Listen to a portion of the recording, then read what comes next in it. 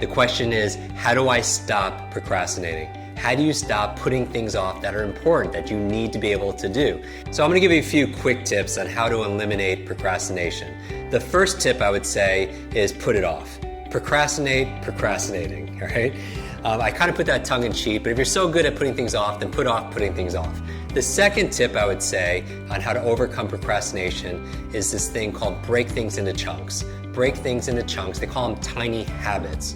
And here's the thing, sometimes we have it in our mind that it's a big monster that we need to slay or a big mountain that we need to be able to climb. The best thing to do is to break it down into individual tasks. The third tip on how to overcome and beat procrastination is begin the Zeigarnik Effect. What's the Zeigarnik Effect?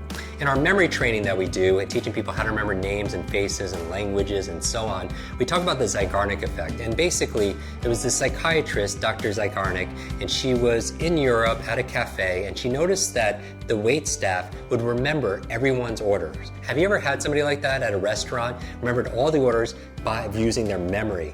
And she wanted to find out how, and she called it the Zeigarnik Effect. And basically it says that they would remember things for as long as that order wasn't delivered. But as soon as that order was delivered, it closed the loop and all of a sudden they forgot.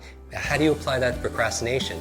If you start somewhere, anywhere, just one place, you have this open loop and you're more likely to finish it and close that loop.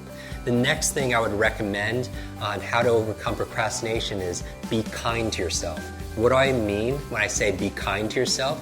Studies in self-compassion reveal something interesting, that when you're hard on yourself and you beat yourself up because you didn't work out, because you didn't write in your journal, because you didn't meditate that day, because of whatever you didn't do, you would think that it would help you to be able to overcome it the next time and be more motivated to do it, but it actually has the opposite effect. When you are actually kind to yourself and you exhibit self-compassion, you're more likely to follow through in the future.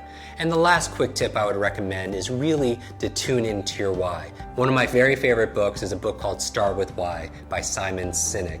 And really, I believe there's a success formula that if you're not getting yourself to do the things you need to do, I call it H cubed. It goes from your head to your heart to your hands. You could affirm things and think about all the things and set goals in your head, but if you're not acting with your hands, you're procrastinating, you're usually not tapping into the second H, which is your heart, your emotion, the energy of motion. One of my early martial arts teachers taught me that you can't steer a parked car, right? You need fuel, you need energy. So tap into your why. So what I want you to do is think about all the rewards that come from doing this activity, the things that you're going to incentivize yourself, the things that motivate you, all the benefits that come from doing this thing that you're putting off. Because remember this, reasons reap results.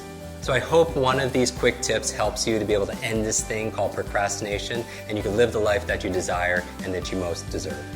Hi, my name is Jim Kwik, and growing up I was labeled the boy with a broken brain with all these learning challenges and disabilities. And I went from that to become the world's leading memory and brain coach for the world's top universities, CEOs, and celebrities.